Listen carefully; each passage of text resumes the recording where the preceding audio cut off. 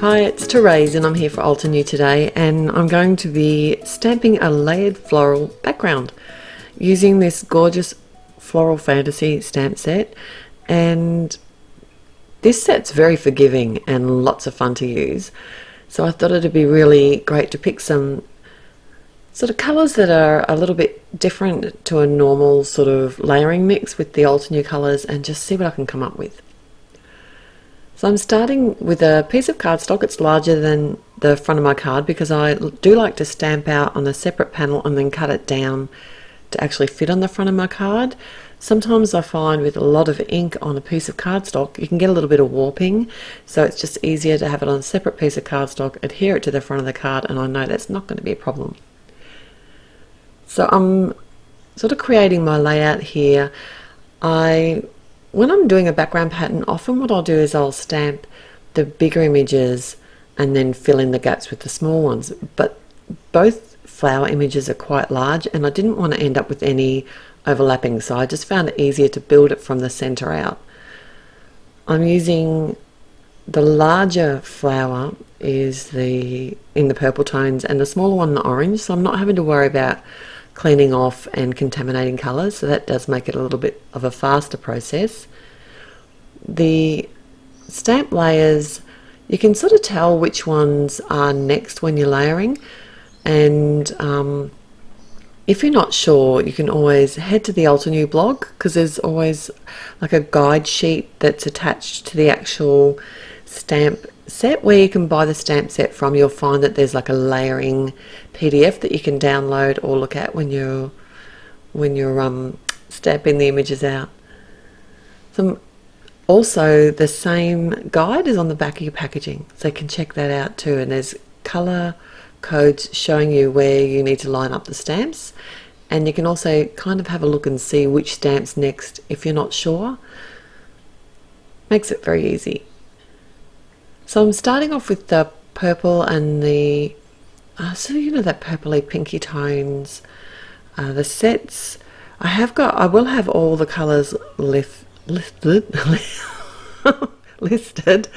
at the blog, and I wanted to come in with a bold sort of centre, so I have got the warm greys that I'm using there. So the first flower I showed you just one of the images being stamped, but this second one I'm actually showing you how I went about and sort of worked out each layer on each of the flowers and sort of did all those 4 layers to each stamp.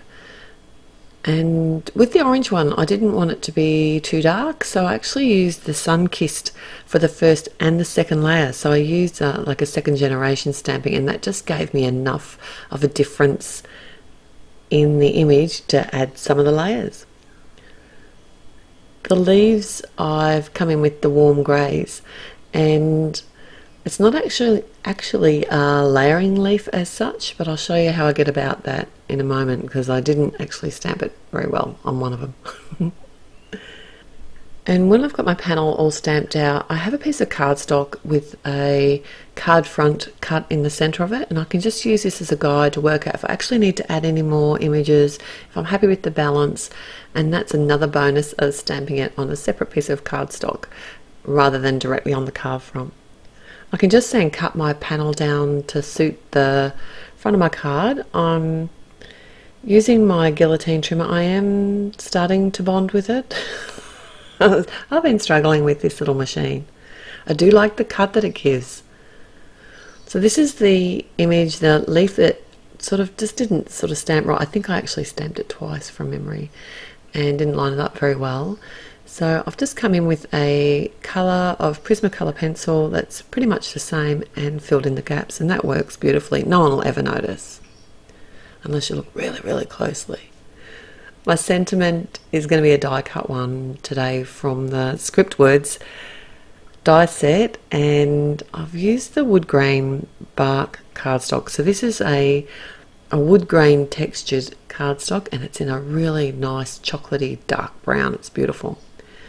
I've die cut a second word in some fun foam, added some matte medium, and then I can just lay my die cut cardstock over top and pop that aside until it's dry.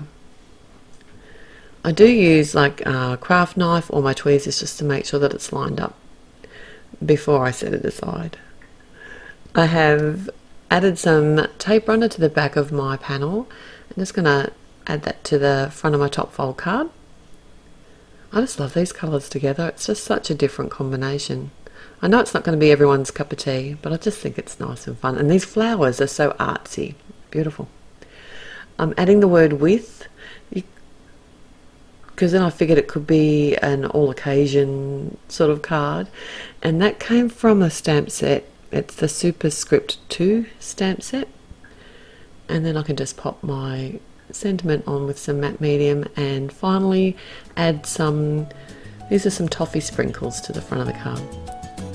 Thanks so much for joining me today. I've had heaps of fun. Till next time, happy paper crafting. Bye.